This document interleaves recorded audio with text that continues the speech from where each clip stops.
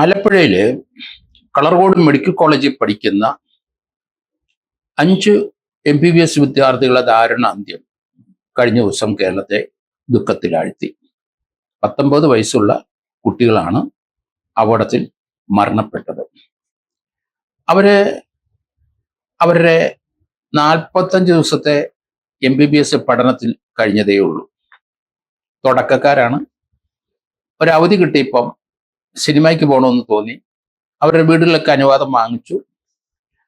ആലപ്പുഴയിലെ തന്നെയുള്ള ഷാമിൽ ഖാൻ എന്ന ആളുടെ കാറ് അവര് വാടകയ്ക്ക് എടുത്തു എന്നാണ് ഇപ്പം പറയുന്നത്.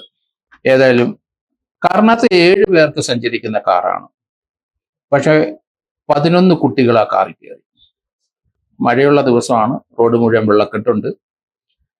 ആ കാറിന്റെ അപകടത്തിന്റെ CCTV ദൃശ്യം കണ്ടു കഴിഞ്ഞാൽ കാറ് ഓടിച്ച കുട്ടികളുടെ കുഴപ്പം തന്നെ. 19 വയസ്സുള്ള കുട്ടിയാണ് ആ വാഹനം ഓടിച്ചത്. വാഹനത്തിനകത്ത് 11 പേര് ഞെങ്ങി ഞെരുങ്ങിയിരുന്നു. അപകടത്തിലെ ആഘാതം അത് കൂട്ടുകയും ചെയ്തു. അതില് ഓടിച്ചിരുന്ന കൂടി വന്നാൽ 19 വയസ്സുള്ള 1 വർഷത്തെ എക്സ്പീരിയൻസേ ഉള്ളൂ.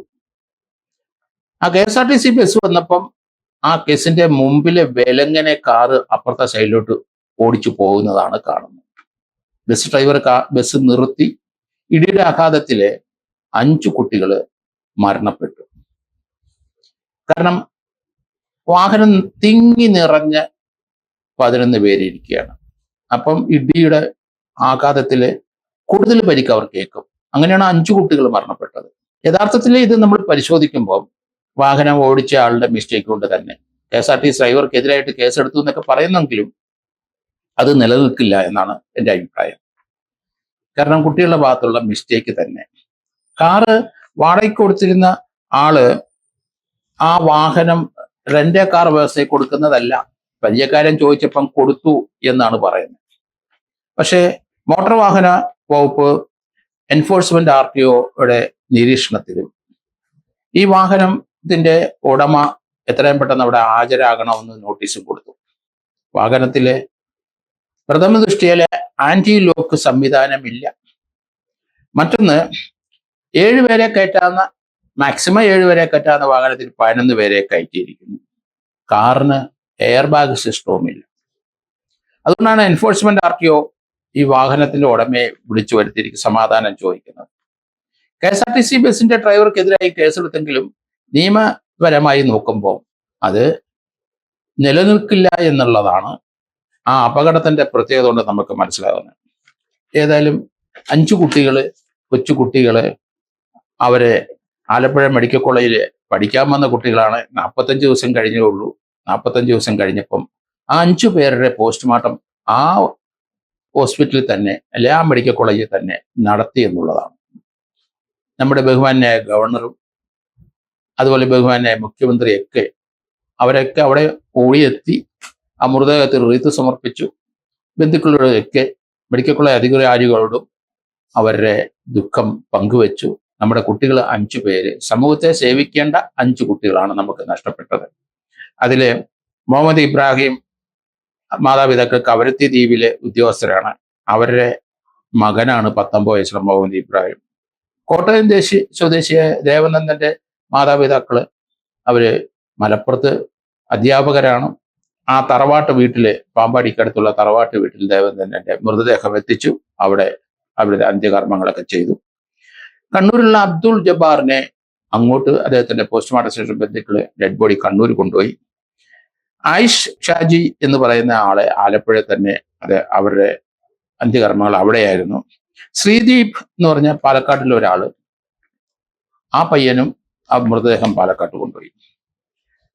ആലപ്പുഴയിലെ SP മോഹനചന്ദ്രൻ IPS അദ്ദേഹം ആ മൃതദേഹത്തിന്റെ ഒപ്പം ആ പോലീസ് ആലപ്പുഴയുടെ അതിരായ അരൂര് വരെ ആ മൃതദേഹത്തിനൊപ്പം സഞ്ചരിക്കുകയും ചെയ്തു. അപകട സ്ഥലമായിട്ടുള്ള സ്ഥലത്ത് വെള്ളക്കെട്ടുണ്ട്, മറ്റു കാര്യങ്ങളൊക്കെ. എന്ത് സാധ്യത, അപകടത്തിനുള്ള സാധ്യത വർദ്ധിപ്പിക്കുന്ന നമ്മൾ കണ്ടെങ്കിൽ തന്നെയും വാഹനം നേരെ വിലങ്ങയാണ് KSRTCയുടെ മുമ്പിൽ നിൽക്കുന്നത് നമ്മൾ കാണുന്നത്. അത് കുട്ടികളുടെ ഭാഗത്തുള്ള കുഴപ്പം തന്നെ. എക്സ്പീരിയൻസ് കുറഞ്ഞ ആള് വെപ്രാളപ്പെട്ടു പോയിട്ടുണ്ടാവും. KSRTC ബസ് കണ്ട് റൈറ്റിലോട്ട് തിരിയാൻ ശ്രമിച്ചപ്പം KSRTC ബന്ധുവെന്ന് ആ ബസ്സിന് മുമ്പിൽ ഓടി അപ്പുറത്ത് പോകാം എന്ന് കരുതിയിട്ടുണ്ടാവും. എന്തായാലും കേരളത്തെ ഞടുക്കിയ ഒരു അപകടം തന്നെ. 5 കൊച്ചുങ്ങളാണ് മരണപ്പെട്ടത്. ആ കുട്ടികളുടെ മാതാപിതാക്കൾ ദുഃഖം സഹിച്ച് ഇരിക്കുന്ന ആ കുടുംബങ്ങളോടൊക്കെ നമ്മുടെ ആ കുട്ടികളുടെ ബഹുമാനാർത്ഥമൊക്കെ അവരോട് നമ്മൾ ദുഃഖം രേഖപ്പെടുത്തുന്നു. അതുകൊണ്ട് ദുഃഖത്തിൽ കേരളം മുഴുവൻ പങ്കാളിയായി. ഗവർണറും മുഖ്യമന്ത്രിയും മന്ത്രിമാരും എല്ലാം അവിടെ ഓടിയെത്തുന്ന കാഴ്ച നമ്മൾ കണ്ടു. കാരണം എല്ലാവരും നമ്മുടെ സമൂഹത്തെ സ്നേഹിക്കേണ്ട 5 കുട്ടികളെയാണ് നമുക്ക് നഷ്ടപ്പെട്ടിരിക്കുന്നത്. വളരെ ഭീമമായ നഷ്ടം കുടുംബത്തിന് മാത്രമല്ല നമ്മുടെ സമൂഹത്തിനും ആ ഭീമമായ നഷ്ടം ഉണ്ടായി. എന്തായാലും 2 കാർ വ്യവസ്ഥിതി അനുസരിച്ച് വാഹനം കൊടുത്തിട്ടില്ല എന്ന് ഉടമ ഷാമിർ ഖാൻ പറയുന്നെങ്കിലും 1000 രൂപ റെന്റിന്റെ കെയർ അക്കൗണ്ടിൽ ഇട്ട് കൊടുത്തിട്ടുണ്ട്. അതുകൊണ്ട് അദ്ദേഹത്തിന് അത് ഒഴിവാക്കാൻ പറ്റില്ല. പക്ഷെ മറ്റ് റെന്റ് കാർ വ്യവസ്ഥകളൊന്നും അതിനകത്തില്ല. അതുപോലെ വാഹനം 14 വർഷം പഴക്കമുള്ളതാണ്. അങ്ങനെയുള്ള ഒരു വാഹനം കൊടുക്കാൻ പാടില്ല. അത് കാലഹരണപ്പെട്ട വാഹനമാണ്. അതിനകത്ത് കിട്ടുന്ന പൈസയാട്ടെ എന്ന് വിചാരിച്ചിരിക്കണം 1000 രൂപ വേണമെന്നെങ്കിലും പറഞ്ഞത്. റെന്റ് കാർ തീർച്ചയായിട്ടും അങ്ങനെ ഒരു വ്യവസ്ഥയില്ല. അത് പണത്തിന് വേണ്ടിയിട്ടല്ല, താൻ റെന്റായിട്ട് കൊടുത്തതല്ല എന്ന് ആമുഖമായി അയാൾ പലയിടത്തും പറഞ്ഞെങ്കിലും അയാളുടെ അക്കൗണ്ടിൽ പണം വന്നിരിക്കുന്നതായിട്ട് മനസ്സിലാവുന്നുണ്ട്. അതുകൊണ്ട് ആ 14 വർഷത്തിൽ കൂടുതൽ പഴക്കമുള്ള ആ വാഹനം റോഡിൽ കൂടെ ഓടാൻ തന്നെ അൺഫിറ്റാണ്. അതിന് 1000 രൂപ വാടക വാങ്ങിച്ചതുകൊണ്ട് തീർച്ചയായിട്ടും പ്രോസിക്യൂഷന് അദ്ദേഹം വിധേയമാകേണ്ടി വരും. എന്തായാലും കുട്ടികളുടെ ഈ വിയോഗത്തിലെ കേരളത്തിലെ ജനങ്ങളെല്ലാവരും ദുഃഖത്തിലാഴ്ത്തിയ സംഭവത്തിനെല്ലാം അനുശോചനം നമ്മുടെ വീട്ടുകാരോട് നേരുന്നു.